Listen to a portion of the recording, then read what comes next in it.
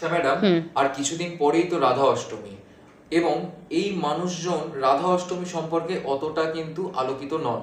তো আজ আপনি শাস্ত্র মতে রাধা অষ্টমীতে এমন কিছু টোটকার গোপন জিনিস খুলে দিন, যেটা রাধা অষ্টমীর দিন পার্টিকুলার মানুষ করলে 100% ফল পাবে এবং তাদের বাধা বিঘ্ন, অশান্তি, অর্থ প্রবলেম এগুলো সব কেটে যাবে।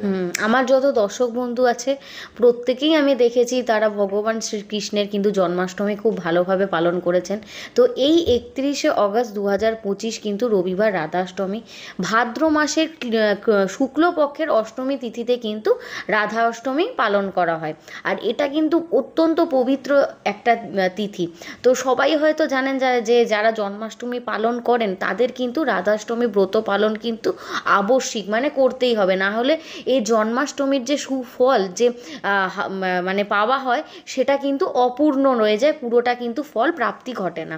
তো অবশ্যই যতটা নিয়ম মেনে আপনারা জন্মাষ্টমীতে শ্রীকৃষ্ণের পুজো করেছেন, ঠিক সেই রকম মেনেই কিন্তু আপনারা যদি রাধাষ্টমীর পুজো করে থাকেন তাহলে আপনাদের জীবনে কিন্তু সুখ শান্তি বলুন, যে মনস্কামনাগুলো পূর্ণ হচ্ছে না, বা আজকে আমি যে টোটকাগুলো বলবো সেগুলো যদি করতে পারেন, তাহলে অবশ্যই কিন্তু যত রকম বাধা বিঘ্ন রয়েছে, ছোটোখাটো সমস্যা সবার জীবনে থাকে, সেইগুলো থেকে কিন্তু মুক্ত পেয়ে যাবেন।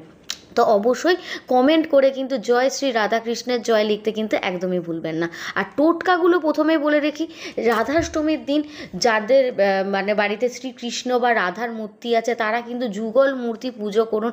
এতে যাদের ধরুন দাম্পত্যে সমস্যা বা কারোর ধরুন প্রেমজ জীবনে প্রচণ্ড সমস্যা চলছে, তাদের ক্ষেত্রে কিন্তু এই সমস্যা ধীরে ধীরে ঠিক হয়ে যাবে যদি এই রাধাকৃষ্ণের যুগল মূর্তি আপনারা পুজো করতে পারেন। তার সাথে সাথে অবশ্যই সেদিনকে শ্রী রাধাকে আপনারা 8 রকমের মিষ্টি, 8 রকমের ফল এবং 8 রকমের ফুল দিয়ে যদি শ্রী রাধার পুজো করে নিজের মনস্কামনা জানাতে পারেন, আপনাদের সব রকমের মনস্কামনা কিন্তু পূর্ণ করবেন।